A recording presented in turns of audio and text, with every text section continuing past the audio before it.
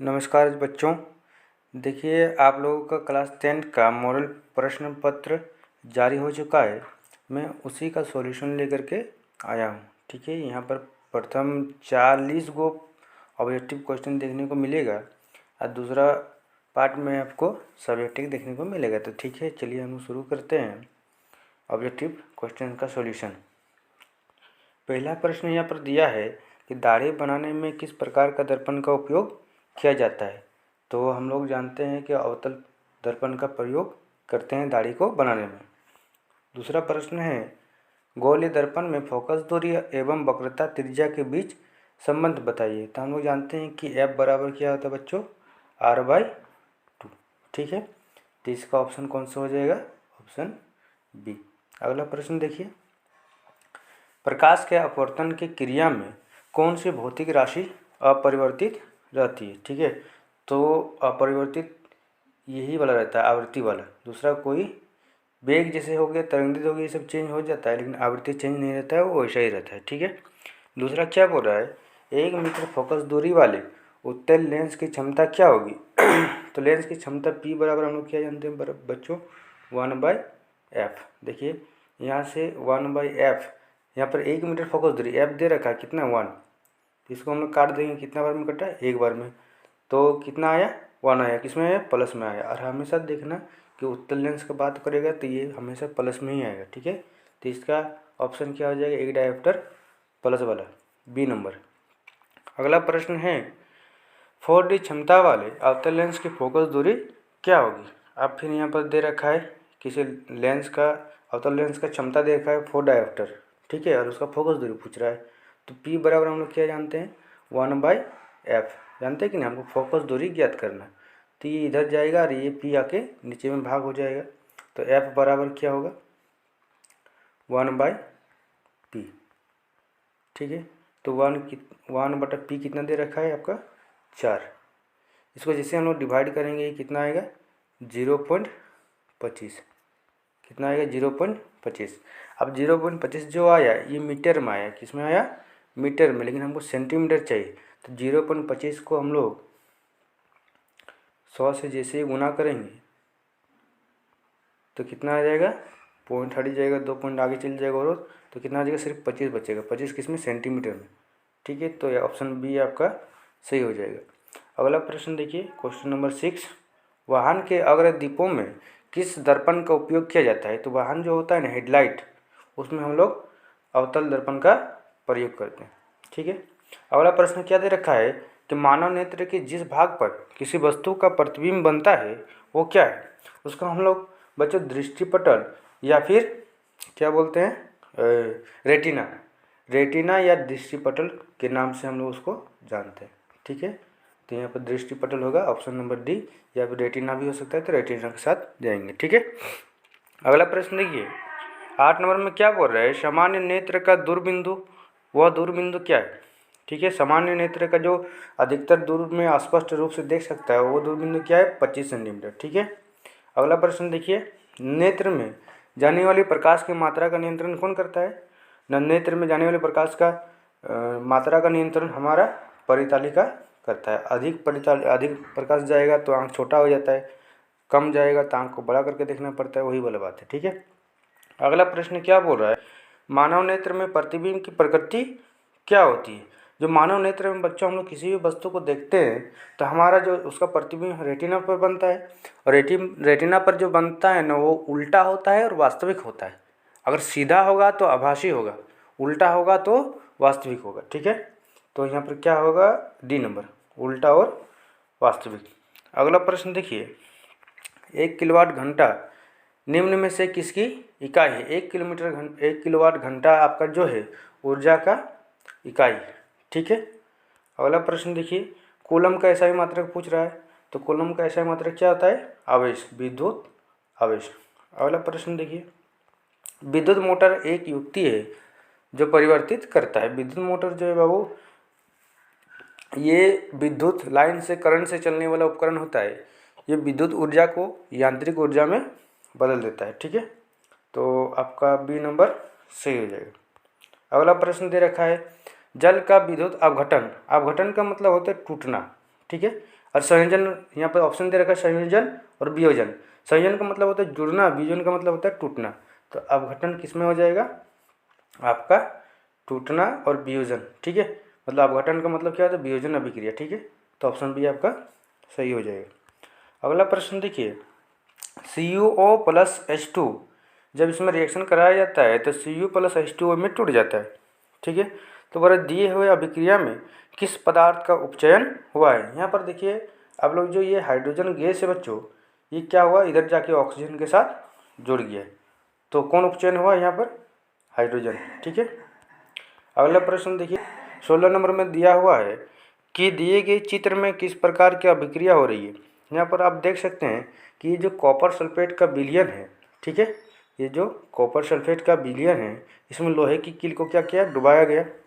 तो यहाँ पर क्या हो रहा है बोला किस प्रकार का रिएक्शन होगा, ठीक है।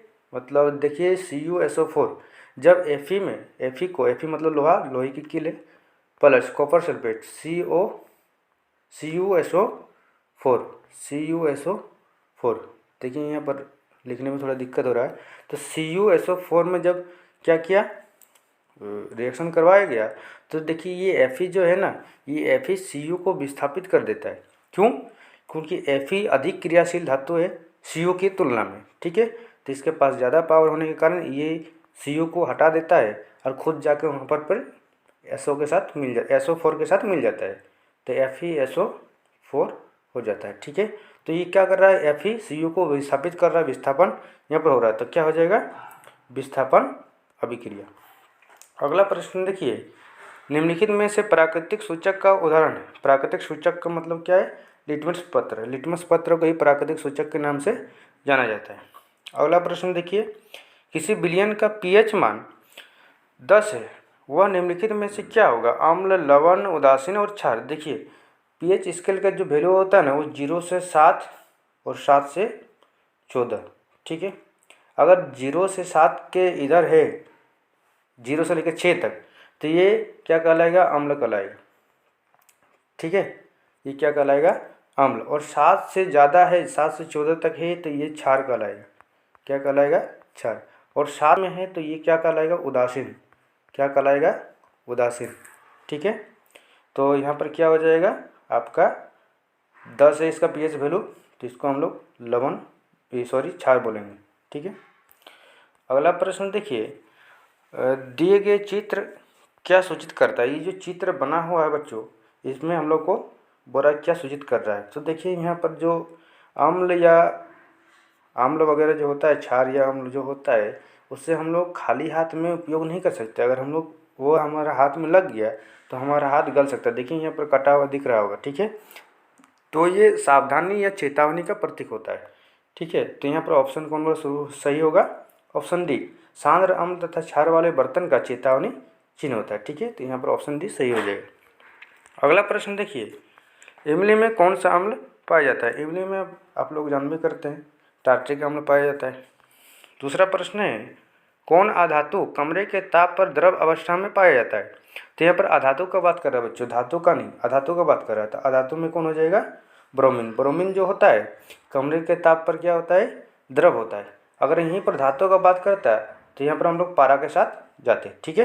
यहाँ पर अधातु बोला इसलिए ब्रोमीन, और धातु हो सकता है धातु पूछ दे तो हम लोग पारा के साथ जाएंगे, ठीक है। अगला प्रश्न देखिए, निम्नलिखित में से किस पदार्थ का उपयोग अग्निशामक बनाने में किया जाता है। तो sodium hydrogen carbonate, sodium hydrogen carbonate के साथ हम लोग जाएंगे। इसमें क्या होता है अग्निशामक बनाने का इसका प्रयोग किया जाता है। अगला प्रश्न देखिए, आधुनिक आवर्त सारणी में किस आधार पर बना है।